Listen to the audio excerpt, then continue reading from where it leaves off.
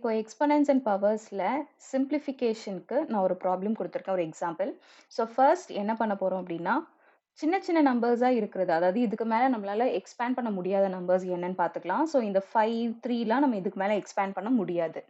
But இங்கே இருக்கிற 8, 16, 9 and 10 நம்மளால எக்ஸ்பேண்ட் பண்ண முடியும். ஸோ 8ங்கிற நம்பரை நம்மளால எப்படி எழுத முடியும் அப்படின்னா 2 into 2 into 2 2 into so 2 2s are 4, 4 2s are 8. So 3 தடவை நமக்கு 2 டைம்ஸ் நம்ம மல்டிப்ளை பண்ணாலும் நமக்கு 8 கிடைக்கும். So 2 to the power 3.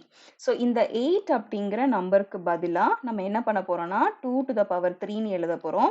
the whole power இங்க ஆல்ரெடி என்ன பவர் இருக்கு, இங்க 4 இருக்கு இல்லையா? ஸோ நம்ம இந்த 4 எழுதிக்கிறோம். இன்டூ 5ங்கிறத நம்மளால எக்ஸ்பேண்ட் பண்ண முடியாததுனால நம்ம 5 கியூப்னு டைரக்டா எழுத போறோம். இன்டூ அதே மாதிரி 3யும் நம்மளால எக்ஸ்பேண்ட் பண்ண முடியாது. ஸோ 3 to the power 7 டைரக்டாவே எழுதிக்கலாம். டிவைடட் பை இப்போ இந்த 16 நம்மளால எப்படி எழுத முடியும்னு பார்க்கலாம். ஸோ இதே இது பெரிய நம்பரா இருந்துச்சுன்னா நம்ம எல்சிஎம் மெத்தட் கூட ஃபாலோ பண்ணிக்கலாம். ஸோ நான் இது ஒரு எக்ஸாம்பிளுக்கு காமிக்கிறேன். 2 8s are 16, 2 4s are 8, 2 2s are 4 and 2 1 is 2. So 16 நமக்கு எப்படி எழுதலாம், எக்ஸ்பேண்ட் பண்ணி எழுதுறதா இருந்தா 2 into 2 into 2 into 2. ஸோ இது நம்ம எப்படி எழுதலாம் 2 to the power 4. So already நமக்கு வந்து 16 நம்ம எக்ஸ்பேண்ட் பண்ணிட்டோம் 2 to the power 4ன்னு. இங்கே ஆல்ரெடி நமக்கு ஒரு பவர் இருக்கு இல்லையா, இங்கே 2ன்னு இருக்கு. ஸோ இந்த ஹோல் பவர் 2 இன்டூ இந்த 9 ஸ்கொயரை நம்ம எப்படி எக்ஸ்பேண்ட் பண்ணலாம் அப்படின்னா 3 into 3ன்னு எக்ஸ்பேண்ட் பண்ணிக்கலாம். ஸோ இது நம்ம 3 ஸ்கொயர்னு எழுதுறோம்.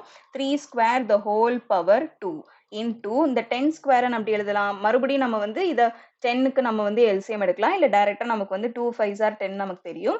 ஸோ இங்க 2 into 5 வந்து 10. ஸோ 2 into 5 இந்த 10க்கு பதிலாக நம்ம என்ன பண்ண போறோம் 2 into 5 the whole square, அதாவது இந்த 10-ஐ ரீப்ளேஸ் பண்றதுக்காக நம்ம 2 into 5 அப்படின்னு எழுதியிருக்கோம். இப்போ நெக்ஸ்ட் ஸ்டெப் என்னன்னு பார்க்கலாம்.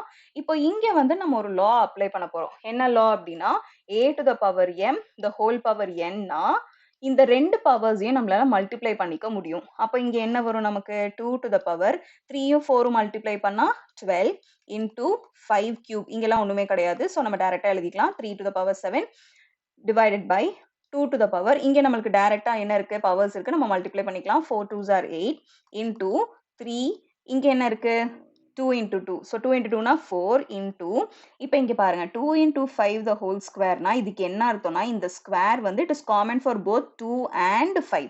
அப்போ நம்ம இதை எப்படி எக்ஸ்பேண்ட் பண்ணலாம்னா 2 ஸ்கொயர் into 5 ஸ்கொயர்னு எக்ஸ்பேண்ட் பண்ணிக்கலாம். இப்போ நம்ம ஒரு லா யூஸ் பண்ண போறோம்.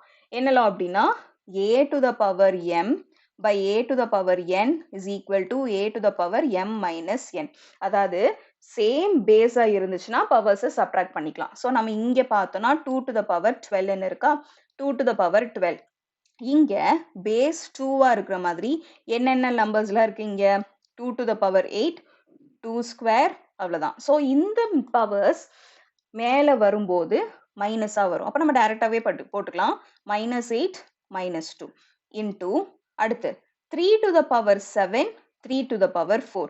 ஸோ 3 to the power 7 எழுதிட்டேன். இந்த 4 மேல போகும்போது என்னவா போகும், நமக்கு மைனஸா போகும்.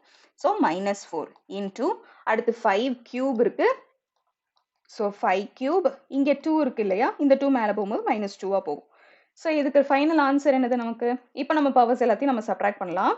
ஸோ 2 the whole power இங்க 12 minus 8, first 12 minus 8 என்னது 4, 4 minus 2 வந்து 2, 2 square into 3 the whole power 7 minus 4 என்னது நமக்கு 7 minus 4 வந்து 3 into so 5 3 minus 2, 3 minus 2ங்கிறது 1. So 5 power 1 எழுதினாலும் ஓகே, இல்லை டைரக்டா நம்ம 5 எழுதினாலும் okay.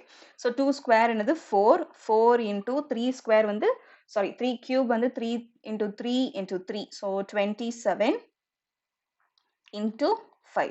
So when you multiply, you just get 540.